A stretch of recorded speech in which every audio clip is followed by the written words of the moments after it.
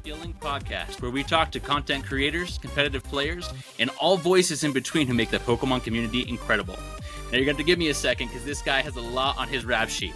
He's a grand competitor in a ton of VGC events. He's done the Rose Tower Challenge.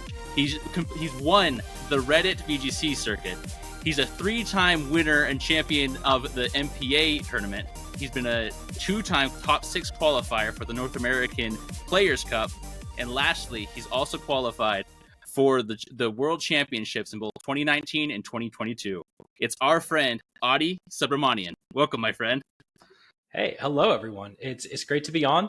Feel a little pride hearing all those accomplishments. but yeah, it's great to be on, and I'm really excited to talk to you guys. No, man, let it sink in. That's we were going through your stuff, and we're like, man, he's got a heck of a resume. So, start your stuff. That's awesome. I felt powerful just saying it. I was like, man, this guy. It's not even me. Yeah. You missed it. I have 3 Worlds qualifications. I qualified this year too. I might not have updated my bio recently. Okay. But, we probably missed that then. So yeah, there you go. 3-time qualifier. 2023 update. Bring it back. We're good. Yeah. Dang. Yeah. But yeah, I also have a YouTube channel, CK49, where I do a lot of VGC content, mostly team reports from top players. I actually just published a team report with the winner of the Sacramento Regional Championships that happened. Yeah. I'm not sure when this is uploaded, but happened a couple weeks ago, real time. Cool. And I also stream on Twitch, where me and a few friends run a channel called Tub Nation TV, where we not only play Pokemon, but we also every Monday night have a weekly podcast as well, where we talk about the latest and greatest happenings in VGC and the VGC community. That's awesome stuff. We'll be for those listening or watching on YouTube, we'll be sure to plug all of Adi's stuff in the description, Twitch, podcast, YouTube channel. But it's awesome to see all the stuff you're pumping out, and you have the feats to back all of that up. So it's definitely a pleasure to have you on here. So we want to kind of get to know you a little bit more. Kind of what got you into the competitive scene, even just some more about you, what's kind of gotten you into the franchise period, and then of course go more into your content and some of the stuff you've had. So Logan, let's dive right into it. Yeah, let's get into it. So for like kind of the beginning of it all, we were just kind of curious. Josh and I have never been to like an official, event like a VG or even, the TCG, anything like that. And we were just curious, with your multiple accolades and your 3-time, qualifications for the World Championships, what has been like your favorite official event that you've attended? Oh, wow. My favorite event that I've ever attended, I think that, so part of it is like the events that I've done really well in, that I have had a lot of fun at because I was very successful at. I have 4 regional top cuts, and I think all of them are things that I hold really close to my heart, because those are, when you get top 8, those are really big accomplishments, at least for me. And then on top of that, there are the other events that are almost every single time I've attended the World Championships or the North American Championships has just been an absolute blast. Regionals themselves, I've had some people who maybe don't play as much attend regionals, and they don't always have a lot of fun because it's very focused on the competition. You are kind of just playing Pokemon the entire time. But at an event like the North American Championships or like the World Championships, you play on Friday, and if you get knocked out on Friday, you just have the entire weekend to watch some of the best games of Pokemon, to meet all these incredible people, to just kind of hang out with your friends and kind of relax and not have that pressure on you while you're just in this environment with all sorts of cool people who are also huge Pokemon fans. And so I think the favorite events that I've attended are probably, I've attended 4 World Championships. I only qualified for 3, but all 4 of them have just been so much fun. And of course, this last one in Japan, I don't know if you want to call it the event or just the experience as a whole, but the World Championships this year was in Yokohama, Japan, and me and a bunch of the friends I've met playing Pokemon spent an entire 2 weeks exploring Japan. And only spent 3 days really playing Pokemon, but that has been the best trip that I've had in order to play Pokemon, even though I didn't do super well at the World Championships. That's so cool. That's so fun. That like it's always been I've always been kind of curious about that, and thanks for kind of digging in there, because it's just always seems like, I mean, whenever videos are on YouTube or anything like that, it just seems like it's just buzzing with so much fun, but also like pressure, and it's interesting to see kind of that dynamic, is kind of you guys are rubbing shoulders as you're meeting up with old friends, but also getting ready to compete, and it seems like it's just quite like a unique experience, and there's a lot to feel there, and so that's a lot of fun. That's fun. Yeah. And I want to ask you, as far as other stuff that's kind of inspired you that you've gotten into, are there any other like video games, TV shows, movies that have kind of played a big part into your life? Yeah, absolutely. So Mhm. obviously, I grew up watching Pokemon, Yeah. and that's how I got into it as a kid. I also grew up watching Yu-Gi-Oh, and throughout elementary school, I was way more into Yu-Gi-Oh than I was Pokemon. Uh-huh. Yeah. And so, and even in high school, when I got back into competitive Pokemon, I also got into competitive Yu-Gi-Oh. And as it turns out, I started going to Pokemon events. I started doing well at Pokemon events, and so I never really had a chance to take Yu-Gi-Oh too seriously. But Right. that is another one of my really big hobbies, one of my favorite franchises, and I still go to So cool. local tournaments and compete there. Actually, I have a deck of cards that I just kind of shuffle. There we go. as like the equivalent to my fidget spinner. And so It's just shuffling yeah, your Yu-Gi-Oh deck. I love it. Exactly. Yeah. I love Yu-Gi-Oh as well. As far as other stuff, I mentioned I'm a big sports fan. It's not exactly the same Yeah. thing, but the Iowa Hawkeyes. I grew up in Iowa, and so that's a core piece of my identity, and how I spend most of my Saturdays watching Iowa football. There we go. And then I also love sci-fi. I'm a huge sci-fi fan, and so the series like Dune is one of my favorite books, TV shows, or sorry, books and movies ever. The Expanse is maybe my favorite TV show ever. Nice. Game of Thrones isn't sci-fi, but it's fantasy, same sort of idea. Yeah. And so right I'm a huge nerd, huge nerd for all that sort of stuff. I love it. That's awesome. No, I think we can definitely, Logan and I can definitely, align with Relate. that for sure. Yeah. I remember Good mix you of everything. mentioned Yu-Gi-Oh. I remember like a couple months ago, I hadn't seen the newest movie, and it was like free on Prime, and I was just like, I'm gonna pump that on, just like do some stuff on my computer and just watch the newest Yu-Gi-Oh movie, and it was hype. I loved it. I was like, Yu-Gi-Oh really did have some good, like, just some good energy, and it was great. Like, so I totally understand what that's like. You mentioned your trip to Japan, qualifying for Worlds and things like that, but you took some time beforehand, and like you said, you only had 3 days, 3 days for the actual Pokemon part of it. But what were some of your favorite parts and highlights of that trip? I saw that you went with a bunch of friends. What was your favorites? I am a huge foodie, and so I think a big part of the experience for me was the food, and I had a laundry list of things to try out. I think maybe my favorite part of the entire trip was we got teppanyaki, and we went to. I was like, okay, I'm in Japan. I'm willing to splurge a little bit. So this is maybe the most I've ever spent on a meal in my life, but also it was just the best food I've had in my entire life. It was so delicious, and that was an experience I got to share with some of my very close friends in the Pokemon community.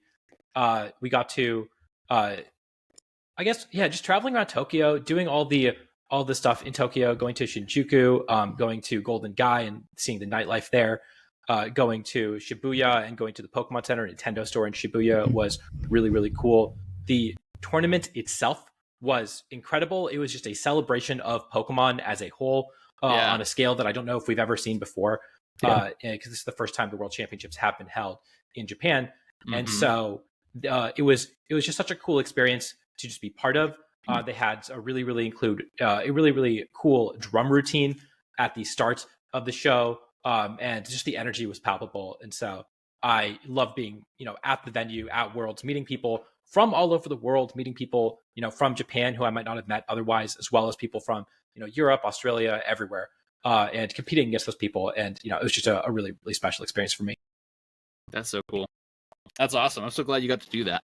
Yeah, it sounds like a blast. It sounds like they just put on a really clean event that just makes it easy to have such a personalized experience. Like you can do so many different things there to really get the most out of it. And especially like you said, you're surrounded by those that you really care about. You can do a ton of different stuff. So that's cool. We love hearing about that. And diving more specifically into some of your competitions over the last several years.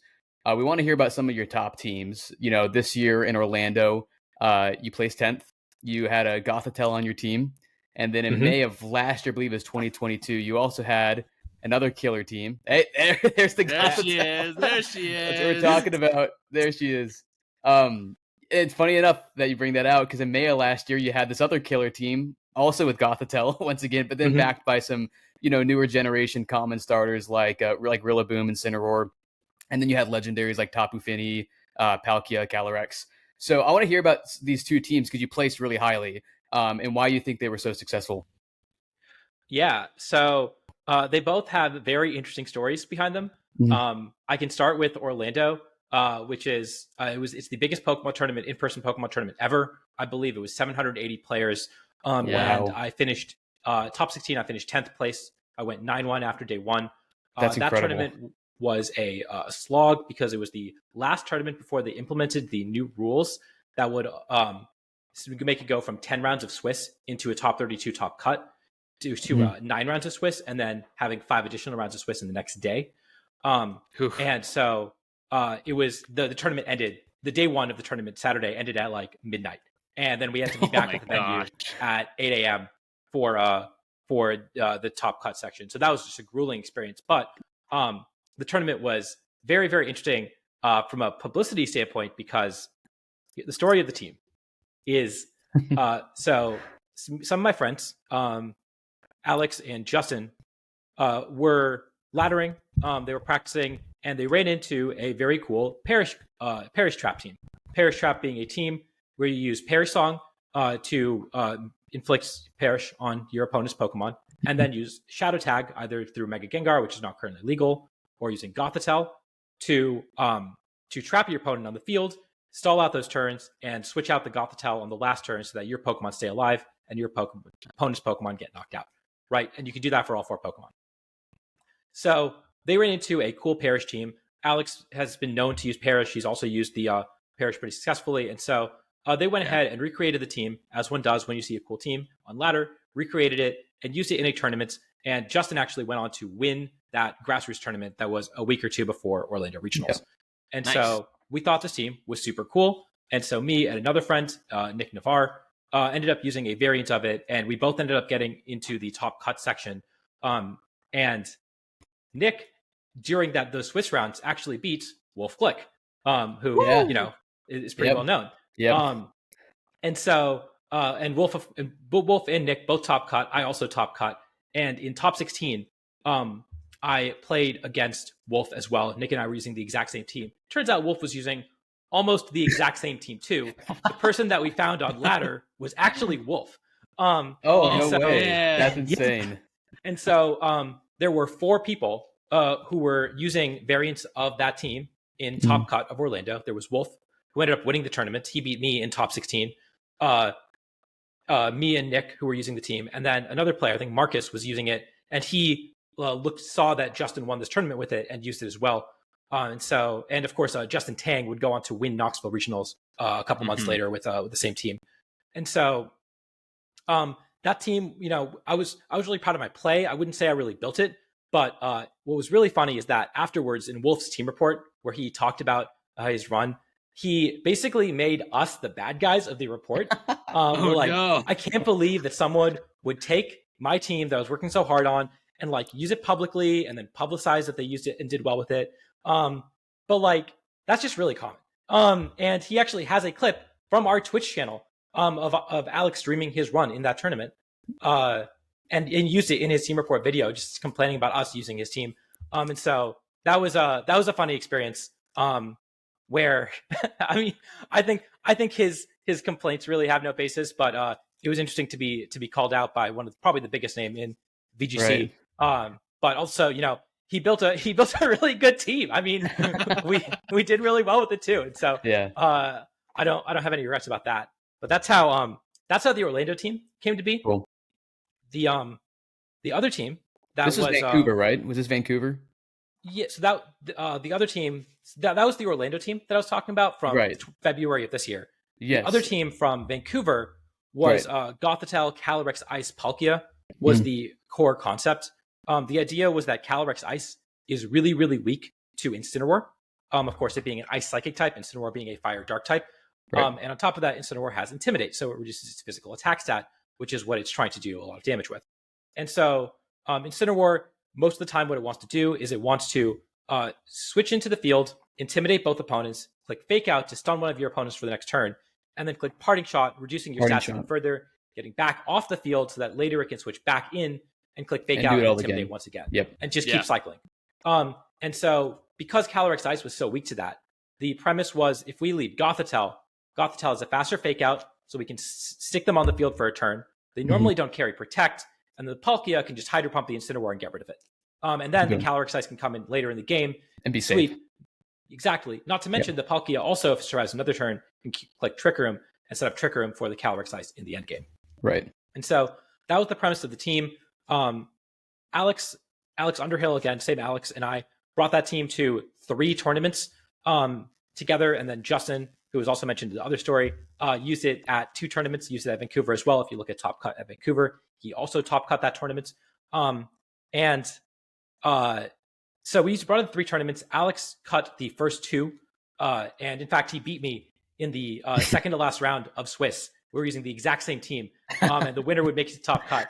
And he beat me and knocked me out of top cut at the first tournament, Indianapolis, that we did. He got top 4 at that tournament. And then Justin and Alex both top cut the New Jersey regionals. And the next weekend, Justin and I went to Vancouver and we both top cut there. And so that was maybe the coolest team that I've ever built. It was probably the most successful team that I've ever built personally. And it was really cool that not only I did super well with it, but also 2 of my friends got to use it and did really, really well with it. And it really carried our seasons. And I mean, everyone knew about this team after those 3 tournaments. And that was a team that like people had to team build to beat. So it was really, really influential, maybe the most influential team that I've ever put together, which is, again, very special to me. And part of why I got, this Gothitelle. Yeah. That's awesome.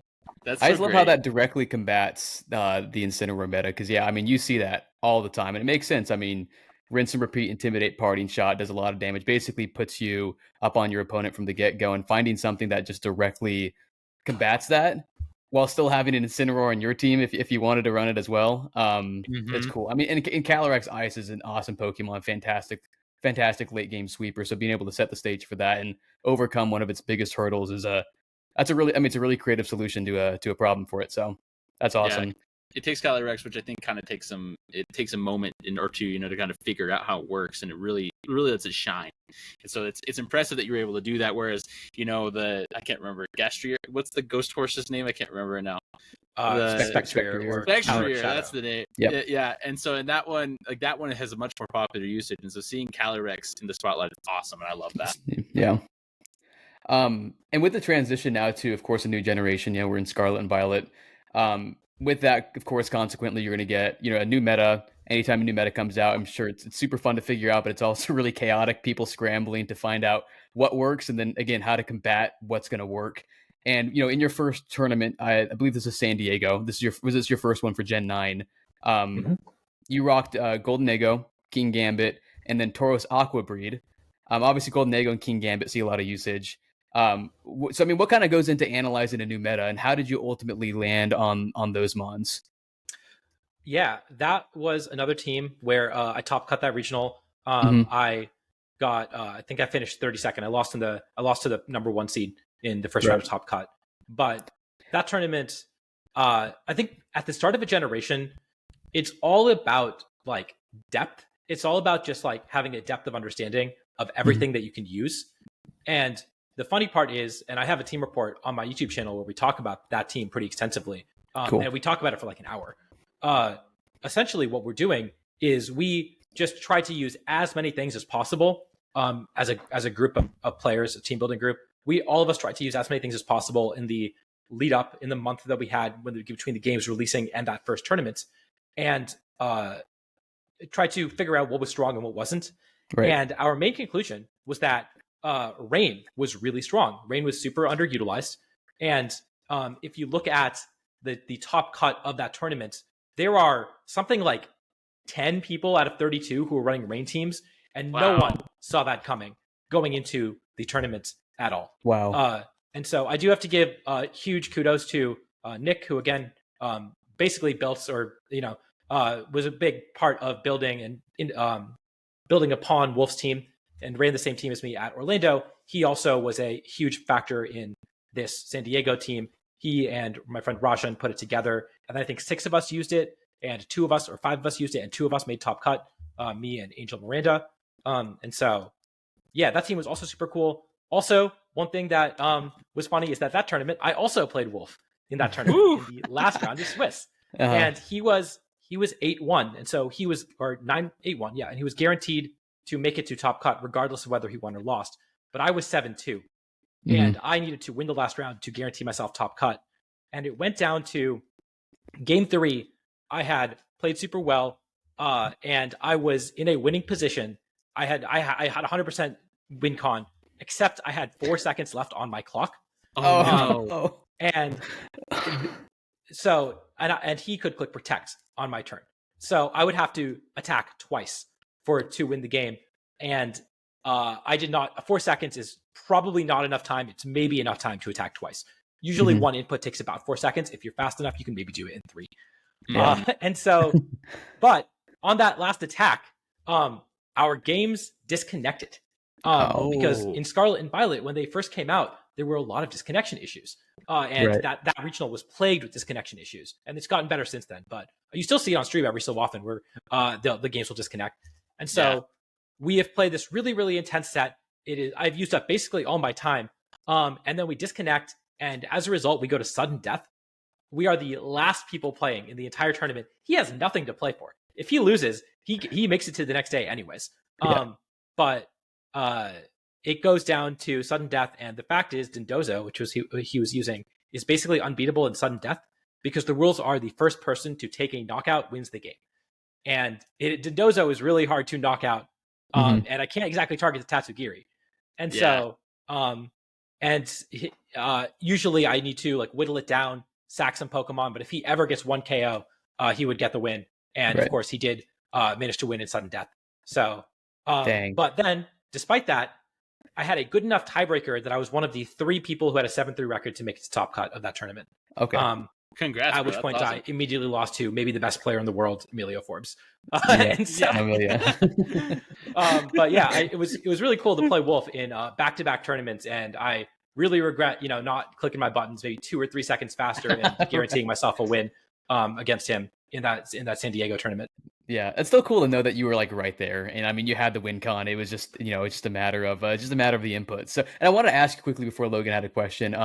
As far as your Aqua Breed Tauros, what did that build look like? I've seen it used really creatively. I've seen it used a little more in terms of like a basic sense, like either Choice Bandit or Bulk Up or Choice Scarf. What was your general mindset with the Tauros?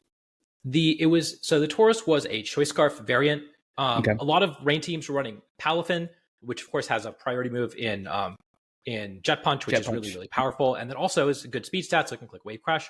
Tauros also gets Wave Crash. And so we could just click Wave Crash to do 1 million damage, and Intimidate was really important as part of the backbone of our team on top of that. And so, we were running a Choice Scarf variant on the Tauros.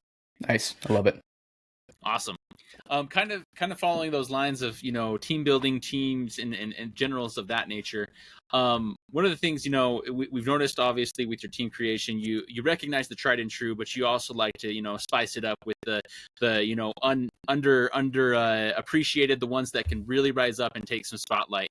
I was looking in there. We have we mentioned Gothitelle in 2022. You had a Porygon 2 in your SLC match.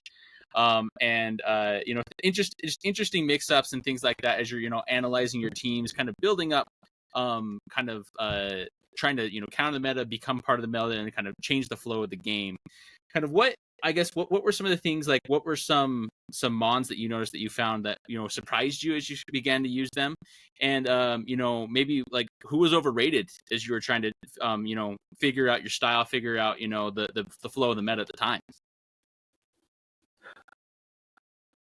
I don't know if I could name any overrated Pokemon. Actually, I could name an overrated Pokemon. My Players Cup 1 tournament. That was the tournament that started my YouTube channel. It was, maybe my second really big finish ever during the 2020 pandemic. We had this big online tournament. It was double elimination. The top 4 players from each region, in my case, North America, made it to the global stage. and I finished 6th. I lost the last round to just miss out. And that not only happened once, but it happened twice. In Players Cup 3, I also lost and finished 6th as well. But the first time I used a team that was based around Comfey, Gudra, and Magnezone, along with Lapras and some other good Pokemon, Incineroar and Rillaboom in this case. And so, the usual suspects. the good Pokemon. Exactly. You can't just one thing I will say is that a lot of people decide that they want to use some Pokemon that is generally overlooked, or dare I say, a bad Pokemon, and that's fine. You can usually get away with that, especially if you have a niche for it. Right. If you use multiple bad Pokemon on a team, you're in trouble. Probably just going to not have enough stats, not have enough power overall to. It becomes a numbers game at that point. I mean, the good Pokemon are good for a reason. So I just thought that was funny because Yeah. And so I try to have a rule where I say I have one bad Pokemon per team. I don't want myself to have more than that. That's fun. That team had maybe 2. I would argue that Gudra and Comfey were both really bad. But that team, part of why my YouTube channel kicked off was because people love that team. It was super off meta. It was using Comfey to proc a weakness policy on Gudra, as well with Draining Kiss, which has priority and because of Triage, its ability, it actually goes before Fake Out. And at the time, we had Dynamax, which you also couldn't Fake Out. And so if you were trying to stop me from using my weakness policy, you couldn't Fake it out, and you couldn't follow me redirect it because of Comfey's ability that let it go before that. And so you would always get this Draining Kiss off. Weakness policy procced off. Yeah, this Draining Kiss off. And that was super cool. But that was a strategy that worked for that tournament. And I remember looking at usage statistics later on in that metagame, and it was always really, really high usage among players at the very bottom of the ladder. And it saw no usage at the top of the ladder at all. And if you look at Pokemon Showdown, they actually split up their stats like that. That was the Pokemon with the biggest disparity between usage at the high ladder and usage at the low ladder. So that's a Pokemon that I would say, or that combo, I would say, I was very successful with it. But after it became popular, it was really, really easy to tech for. Most good players knew how to play around it, and it basically saw no success after that. And so that would be the Pokemon that I use that I think is very overrated, but despite that, I had a lot of success with. As for underrated Pokemon, I think that some of my coolest choices, I used my first regional top cut was with a Misty Seed Braviary back in 2018. Ooh, okay. And that was super cool. It had bulk up, and of course you had a Tapu Fini, so it was really hard to kill. And you couldn't, reduce its attack because it has Defiant, which means that if it got intimidated, it would get a boost in attack. And so that was one of my favorite under the radar Pokemon that didn't see a ton of success. And then another one that I never actually did very well with, but I really liked using was Heliolisk, which has the ability Dry Skin. Yeah. And I used that against all of the Kyogre teams and Lunala teams that were very common back in 2019. And so because Lunala, of course, Ghost type can't really hit Heliolisk. Kyogre can't hit Heliolisk very effectively, and Eerie Impulse lowers both of their special attack stats. So those were 2 of my favorite kind of under the radar Pokemon that I've used to some amount of success. That's awesome. That's awesome. That's really, really cool. And so I was also looking at, I think it was on your Twitter. You mentioned that this, because of open team sheets and stuff like that, you mentioned how like the data that we have is like it's really open now, right? And you took a ton of you took the information. I think it was like over 20,000 games of information or something like that, and you built and you used that data to build your North American International Championship team. I was just kind of curious, like, what insights can you give us from that data? Like, what were things that you found? What were things that you used it for to be able to prepare for that competition? Yeah, the data was essentially every single battle that had happened at every single regional. We had not only, of course, the pairings, which are all public, but also now every single person's team is public. And so, and of course, I think I said about 20,000 battles happened around the world in that format at official competitions. And so what I did was I looked at every single combination of Pokemon, or every single battle rather, and said, okay, these 6 Pokemon beat these 6 Pokemon. And that was my data. That's essentially what it looked like. Wow. And what I did was I said, okay, first and foremost, are there any Pokemon or combinations of Pokemon that have really high win rates, that do really well?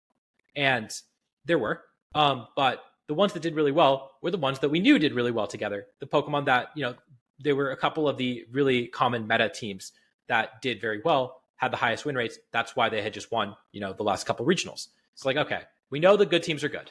The next step is what teams are consistently beating these good teams. Yeah. And what I found was that the number one team to beat, which we have dubbed New Balance, and it won the Milwaukee regionals. If you want to look up what exactly that team was, my friend Brian Yum won that regional. And so that team had a very, very strong win rate against basically everything, except for some reason, I found that the combination of Chen Pao and Annihilate, that two-mon combination, had a very high win rate, like a 70% win rate into this really common core. Wow. And when I looked at who are the players who are using Chen Pao and Annihilate and who are the players they're beating, they were beating some very, very good players with that combination. Wow. And so I looked into it further, and I was like, okay, what are the teams? Because we have all the teams. What are the teams that are doing well with this? And it turns out that it was 3 or 4 Italian players who had built this team. And so I reached out to them. I reached out to one of them and said, hey, can you tell me about your team? I noticed you have a really good matchup into New Balance. What are you doing that is so effective into New Balance? And he responded, and he gave me a rundown, and he basically said the Chen Pao doesn't actually come to the matchup. It's not that important because you get to in VGC, of course, you bring 6 Pokemon and then you pick 4 of them for your battle. The Chen Pao wasn't important, but Chen Pao and Annihilate was not a common combination. What the data was telling me was that it was this specific team, this specific 6 Pokemon that had an Assault Vest Annihilate, which is a very unusual item for the Annihilate. Assault Vest Annihilate team that was doing so well against this metagame threat. And so that was my starting point, was starting from this Italian team. Me and my friend Justin, we kind of built upon it, innovated it. At that point, it wasn't really using data. It was using just sort of practice and the normal team building skills that we always use to sort of round out that team.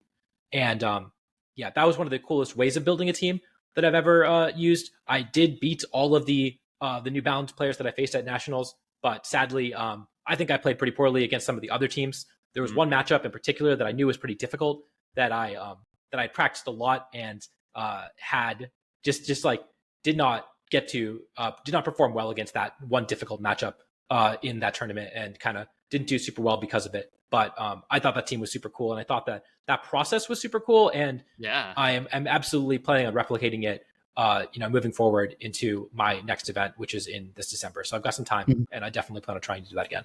Nice. That's super cool that you were kind of able to find that variable and able to kind of manipulate it for your own victory in most cases, right? And that's super awesome that that's a lot of work too. Like, I mean, I can imagine that took time, that took, a team to be able to kind of interpret all that. So congrats. That's awesome. That's super cool. Yeah. I should mention my job is a data analyst. That's what I do for a living. I have a degree in computer science. And I like one of my talents is the ability to, kind of use data to my advantage, analyze data. And so now with that available to us in VGC, I feel like that's just something I got to take advantage of, especially given that. Yeah, exactly. And especially given that, I am an adult. I don't have as much time as some of the like high schoolers and college kids who play this game very seriously. Right. Using my practice time effectively, using the all the information that we have available to narrow down what my team choice might be, instead of playing 1,000 games to narrow down what my team choice might be, is maybe a more effective use of my time. That makes sense. That's perfect. Yeah. That's super cool.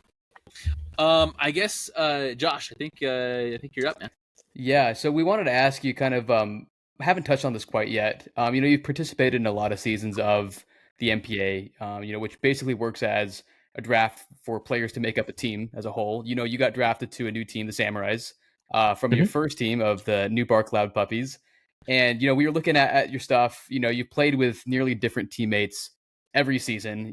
Tell us a little bit more about like the team dynamic, what you've learned as a competitive player by, collaborating and rubbing elbows with some of these really talented trainers, some of which you've never worked before. And excuse my resident glam meow / purloin. She just decided to crash the party right now and plop on my lap. So, okay, now she's done. But tell us more about that team dynamic and what it's like to rub shoulders with some of these guys. Yeah, you mentioned the puppies. That's actually not my first team. My first team, it was the Monarchs, where we got top 4, I think, in that edition. But that was before I was very well known. Maybe before I think I took a jump in play, and they were also a very good team. They were first after the Swiss stages of the tournament, and so I but I was riding the bench for that. I think I played 2 sets the entire season. Mhm. But I learned so much by watching some of the best players in the world practice together, how they team builded, how they worked through matchups and game plans, and just being and practicing against them too. Being the player that they play games against was really, really valuable to me, just to learn how a top player plays. The NPA in general is pretty exclusive. You have to be pretty good just to get in there, and I'm happy that I had made that level between starting playing VGC in 2017 and getting drafted in 2019. So it took a couple of years for me to get to that level in the first place.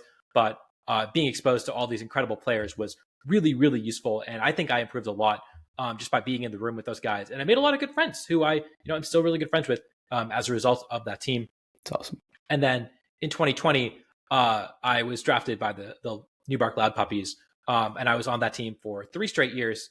The latter 2 years, we won the NPA Championship. The first year, we also finished in top 4.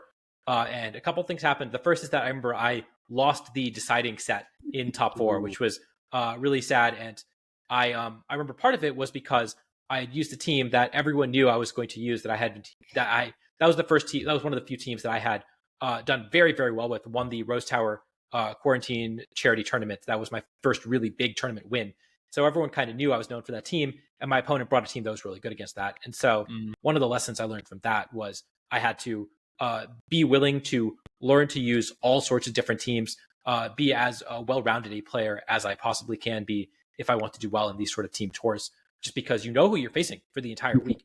And if they have any exploitable weaknesses, you have an entire week to learn how to play against them and exploit that. And so that is a big part of NPA for me, is learning all these different teams and becoming a versatile player.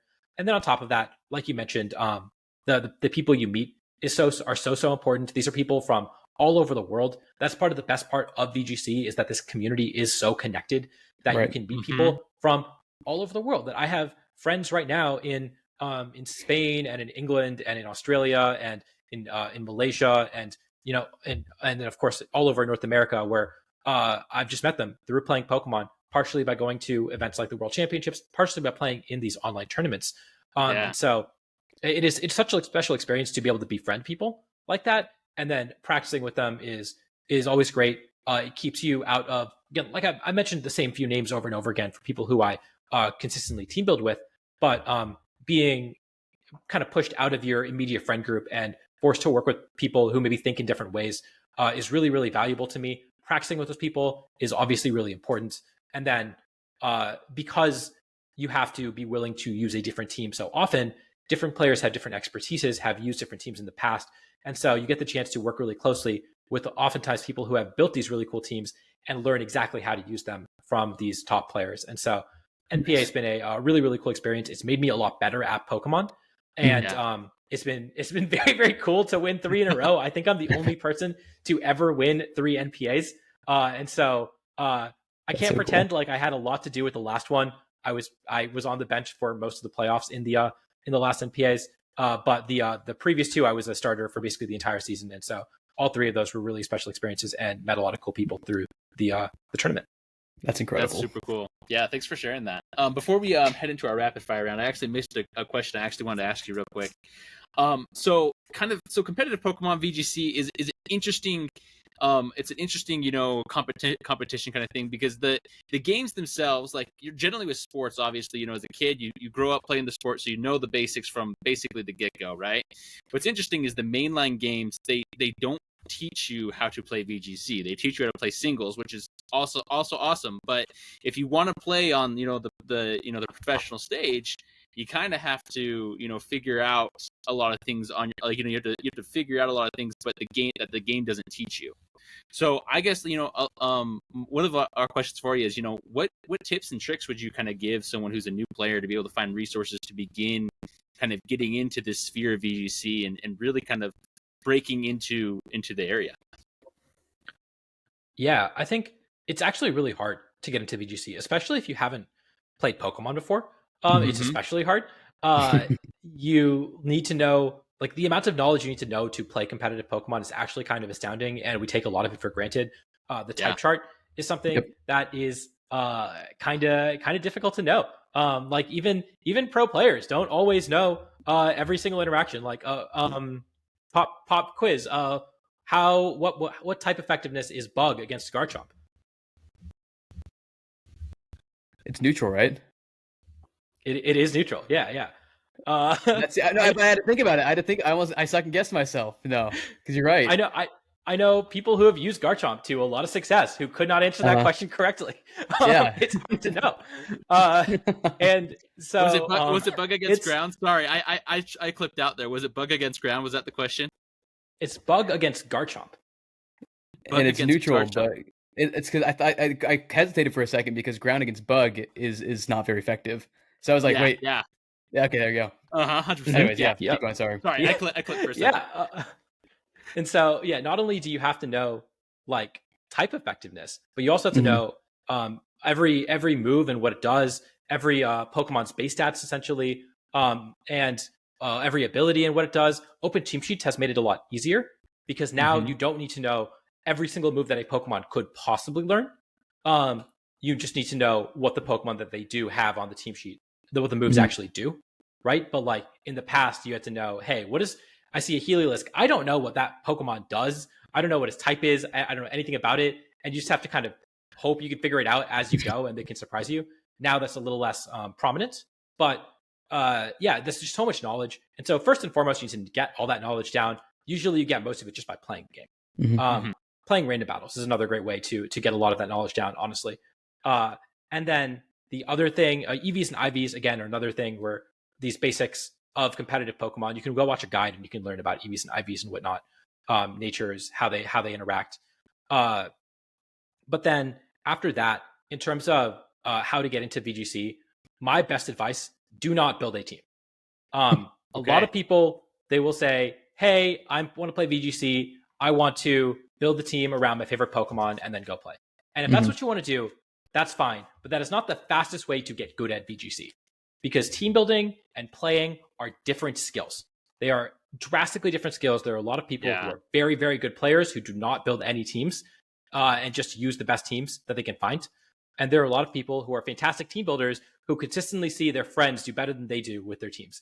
And so, and some of my success has been because I know people who are really good team builders.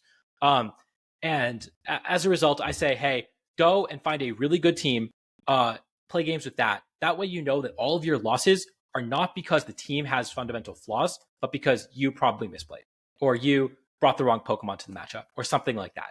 And so that's my recommendation is go on my YouTube channel and go find a team report from the last regional champion and listen to everything they have to say and then queue up that team on Pokemon Showdown or on the Battle Spot ladder and play a bunch of games.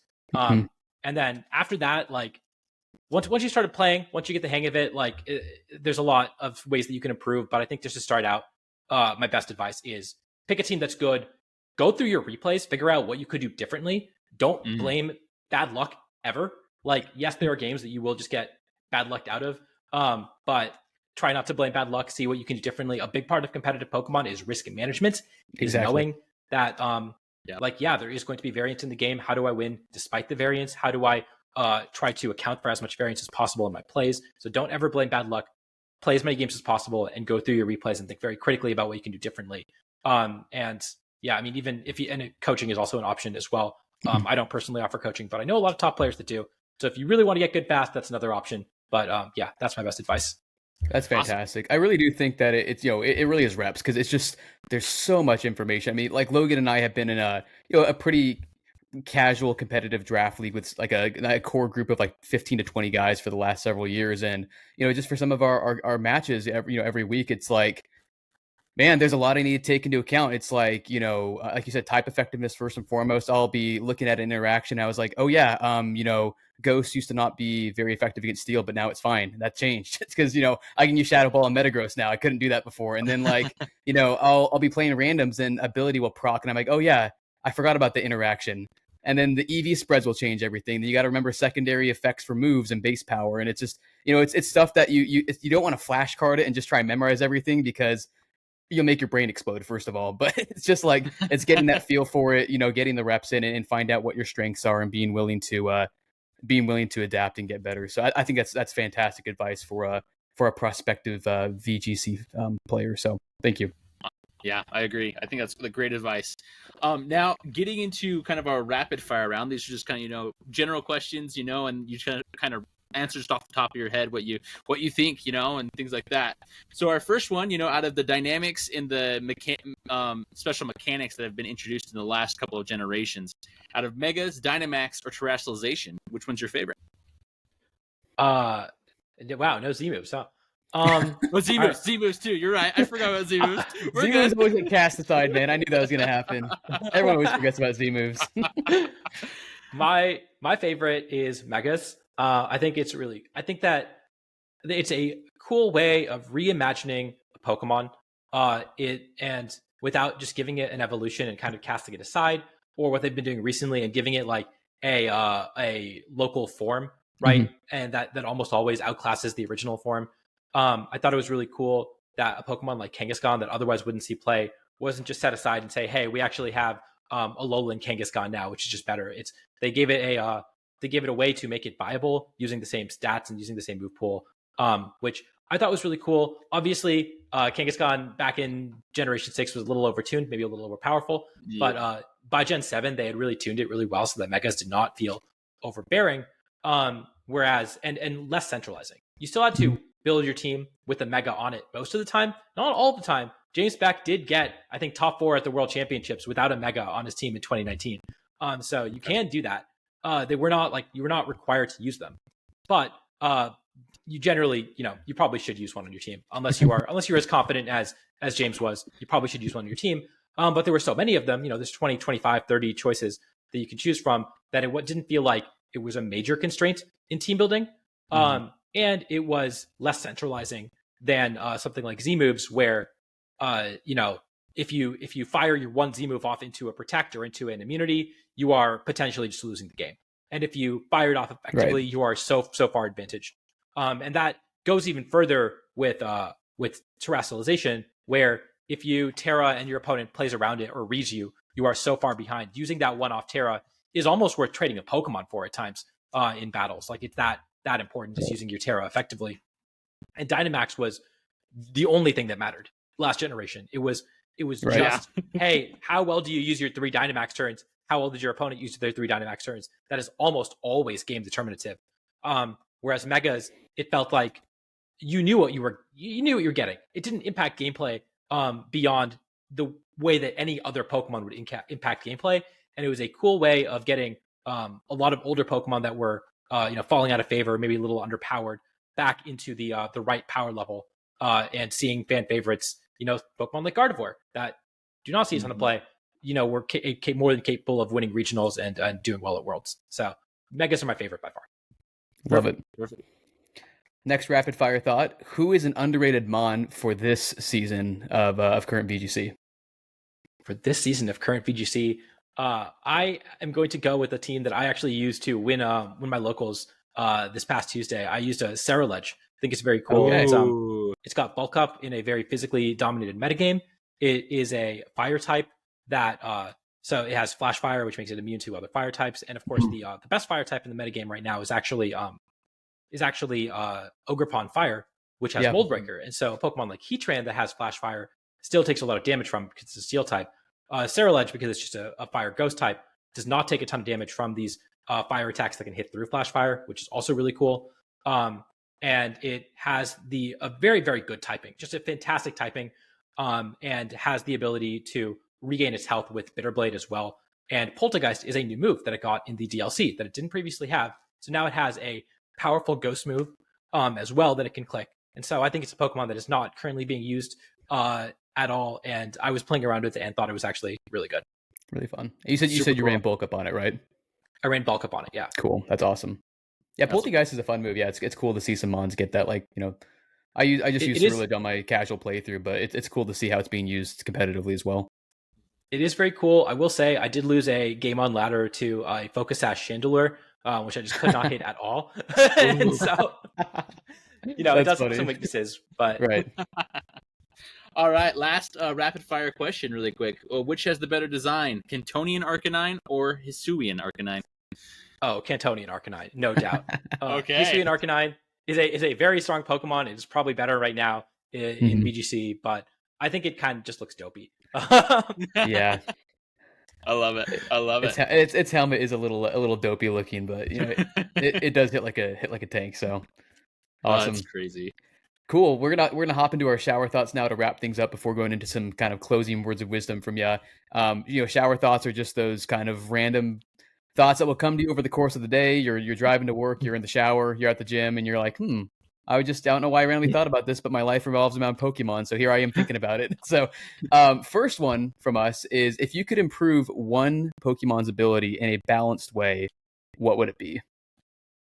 Does that mean improve an ability or give a Pokemon a new ability? Maybe one of each if you can think of one. Yeah, maybe improve one ability, but if you can think of a Pokemon you'd improve by giving them a different ability in a balanced way, right? But what would you think of? So giving a Pokemon a new ability, the first one that comes to mind. So back when the DLCs released and some of these Pokemon were coming back to the game, I think the coolest one that that had an ability change was Shiftry got Windrider. But when that happened, when that people started to find that out, there was a rumor going around on Twitter that lasted for maybe 20 minutes, 30 minutes, that Ludicolo also got the ability Dancer. And I was streaming my run through the DLC, and we were freaking out about that because that would be really powerful. Dancer is a really, really good ability, and it makes so much sense on Ludicolo. And then we found out that no, someone was just lying on the internet. How could someone lie on the internet? How dare they? Actually, no, Ludicolo did not actually get Dancer. But if I had to give a Pokemon an ability, I think that would be the one that makes the most sense in terms of lore and in terms of increasing the power level of Pokemon. I love it. Man, in terms of fixing an ability, that one's a little harder. I think that the abilities that probably need to be fixed are probably the ones that don't do anything. Like Illuminate is an ability that I think has no competitive effect, and I think that they could probably do some cool stuff with that. Either maybe make it so like like this Pokemon, even if it just wasn't impacted by accuracy debuffs, or evasion boosts. I think that would be cool. Or maybe make it so it has a 1.2x power boost against Dark type Pokemon, right? Like you don't need to, or something like that. Like I think there's a bunch of different ways that you can buff that, and I don't think that any of the Pokemon that get Illuminates are especially good. I couldn't tell you off the top of my head what has it other than like Starmie. But I think that would be a cool buff. Actually, I really like the boosted Dark type Pokemon. If you just said, yeah, okay, this Starmie is going to do, which is normally weak to Dark, gets to do 1.5x damage when it hits a Dark type Pokemon with any attack. That would be a cool buff for what is a Pokemon that otherwise is really weak to Dark types. Right. Yeah, that cool. Would be awesome. Well, now you got me sad about the Ludicolo, because if that rumor got more wings and got to me before it was dispelled in our league, my mascot is Ludicolo. I'm the Linden Ludicolos, and oh man, Dancer Ludicolo, man, you got me fantasizing about that. So. Oh, I love it. So the next shower thought that we have for you is we're gonna imagine for a second you are the Pokemon champion in a region, whatever you want to be, but you get to decide who is your official Elite Four from competitive players in real life. You can't do world champions, but you got to choose, people from real life. Who's going to be your Elite Four? Okay, all right, my Elite Four, and we're gonna even give them themes. I don't know if I feel like Elite Four members should probably have themes rather than types. I think types is obviously very exploitable, but if you gave them like an archetype that they were really good with, I think that'd be really cool. And so I'm gonna give my boy Freezeye, big YouTuber. He is really cool. I met him at I think it was Orlando Regionals, and cool. We've been chatting for a while. He's been on my YouTube channel or on the podcast before for us. So I think putting him as sort of the ice type gym leader, I think that'd be super cool. I've got my good friend Gavin Michaels. He is a 2-time national champion. Did not do super well at Worlds, but this past season he not only won the Oceania International Championships with a Rain team and basically one-tricked Rain the entire season. Also top cut that San Diego Regionals. Also, I think a second place at Fresno Regionals with Rain. So really, really accomplished player, and Rain was just his thing this year. So I'm gonna give him a gym leader spot as the Rain pilot. I'm going to give my friend Alex Underhill who I mentioned multiple times. We built the Palkia Calyrex Ice team together. Okay. He is a 2-time regional champion, and he has won both his regionals with Trick Room, with hard Trick Room teams. And of course, he got second place at New Jersey regionals with the Trick Room team we built, top 4 at Indianapolis regionals with the Trick Room team that we built. So he is really, really good at that archetype. And so I'm gonna give him the Trick Room gym. Okay, one more spot. Who's the final cut, man? All right, and I think the last one, I think I'm going to give it to Rajan, who is my resident team builder. He builds all the cool teams that I use, and then we bring him to the same tournament, and I inevitably do better than him. I'm not the only one he has this relationship with. The team that Emilio Forbes used to get second place at the World Championships back in 2018 was a team that Rajan built. Wow. Okay, there you go. He did not, he has built he built the team that Alvin used to win Collinsville regionals, I think in 2018 as well. Nice. He is the builder in our group, and so he is always building really cool stuff. And so I think that I give him total agency over whatever he wants to make his theme, as long as he doesn't use any Pokemon above 5% usage. That's his one rule. I love it. He use all the bad Pokemon, but he'll build a cool team with it. He can make it happen. That's so cool. That's amazing. Nice. All right, we got one more shower thought for you. More of in a general sense, if you could make a perfect Pokemon game, whether there's a quality of life feature you want to see, something from an older game that you would want to see brought back, or something that you maybe think they're doing really good with the last couple of games, what does that game look like for you? Or you can completely overhaul it. It doesn't have to look how it looks right now. That's perfect, because you asked me to think about shower thoughts before this, and this is very related to the one that I was thinking of, which is perfect. I don't really enjoy playing through mainline Pokemon games. I can't remember the last one that I've really, really enjoyed playing through. Right. And I think I've realized the reason for that after playing Legends Arceus, and I had such a blast playing Legends Arceus. And then going to Scarlet and Violet, and the first thing I tried to do in Scarlet and Violet was, you have all these Pokemon in the overworld. I was trying to figure out, how do I catch these Pokemon without battling them? How do I throw a Pokemon at them? Yeah. And I realized that the single worst part of Pokemon games that makes them such a slog for me is battling wild Pokemon, especially like random encounters for wild Pokemon, because they are basically never a challenge. They maybe were occasionally a challenge when I was a kid and I didn't know how like potions worked, but they haven't been a challenge since then. And they kind of just like ruin the momentum that you have when you're like, I'm gonna get to the next city, I'm gonna do this new cool quest, like whatever, and just like, now I gotta run into 30 Zubats along the way, like that's no fun. And you have no incentive to catch them. There's no in game, there's no real incentive to catch them, I think. You honestly, like, you probably are the best way to play through a game, the fastest way to play through a game is just with your starter, like, right? That's how speedrunners do it, is they pick one Pokemon to level up really high. So there really is no incentive to have a well-rounded team. But what Pokemon Legends Arceus did was it made me want to catch Pokemon, and I didn't have to battle them to catch them. So my momentum wasn't slowed down. I could throw a Pokeball at a Pokemon and just keep running if I wanted to, or I could try to sneak up on it, or I could do all these different things without having to go through the boring wild Pokemon battles. Trainer battles, they're fine. They're totally cool. In fact, you could do a lot of stuff to make trainer battles even more cool, give them more coherent strategies. But by and large, trainer battles are challenging often enough that I don't mind them. But I think that if I could do one thing to every mainline Pokemon game in the future, it is make it so it has Pokemon Legends Arceus catching. So I don't have to battle 30 Zubats to get through the stupid cave. If I want a Zubat, I will throw a Pokeball at it and then run past it. Right. That's amazing. I love it. Oh. Do you have any? I know you said you were thinking of some. Do you have any other shower thoughts you want to fire off? No, that was the main one. Was the main one. Okay. Like, this is the worst part of Pokemon games. This is the one thing that I would change. And so you teed me up perfectly. Okay, good. Well, I mean, it's true. It's like there's no reason for you to catch even multiple. I mean, you catch one Zubat, for example, but then cool, I'm going to run into 30 more over the course of this route. There's just no incentive to even. Well, plus on top of the fact that wild Pokemon give you less experience than trainer battles, so it's like there's just no reason to, unless you just want to drain your PP. It's like, okay. Yeah, I absolutely loved Arceus. I totally agree with that. I was like really hoping they'd bring that mechanic back.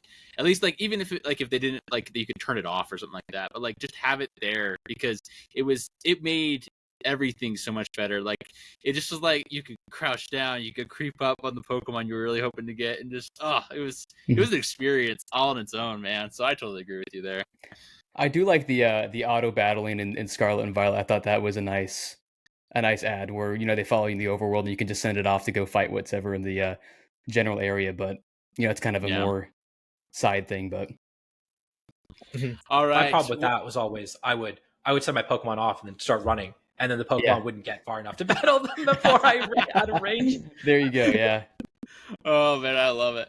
All right, well, we're gonna start wrapping up here. We've been having a really fun chat, and you know, I just really want to say again, Adi, thank you so much for coming on our show. We're really excited to have you and talk to you, and really the nuggets of wisdom you dropped on us. I have my mind blown with that, what you just said, you know, earlier about don't be a team builder if you're just getting started, because I've always struggled with that. It's like I don't necessarily, I mean, like I'll learn that as time goes on. So that was a great piece of advice. I love all the wisdom you gave.